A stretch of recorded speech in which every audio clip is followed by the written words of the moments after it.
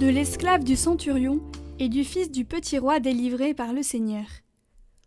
Or, il y avait à Capharnaüm un centurion, c'est-à-dire le capitaine de 100 hommes d'armes, et ce centurion avait un esclave malade.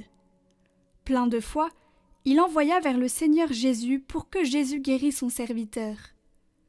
Le très humble Seigneur répondit : « Je viendrai et je le guérirai. » Lorsque le centurion l'apprit, il renvoya de nouveau près du maître, en disant : « Seigneur, je ne suis pas digne que vous entriez sous mon toit, mais dites seulement une parole, et mon serviteur sera guéri. » Et Jésus, honorant sa foi, n'alla pas plus loin, et guérit l'esclave absent.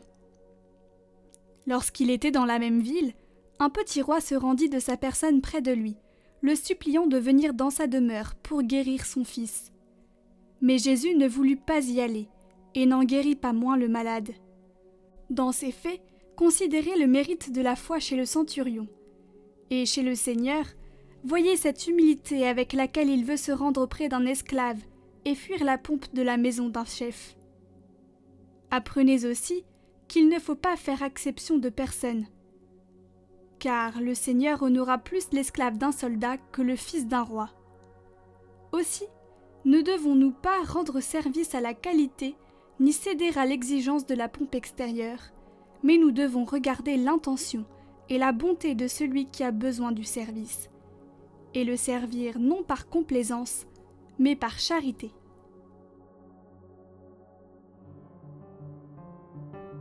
Les œuvres visuelles que vous voyez dans ces vidéos sont toutes réalisées pour Catoglade, spécialement pour l'occasion de ce parcours des méditations de la vie du Christ.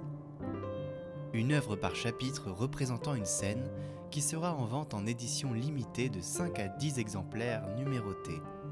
Vous pouvez les commander sur notre site internet en lien en description. Soutenez la mission Catoglade.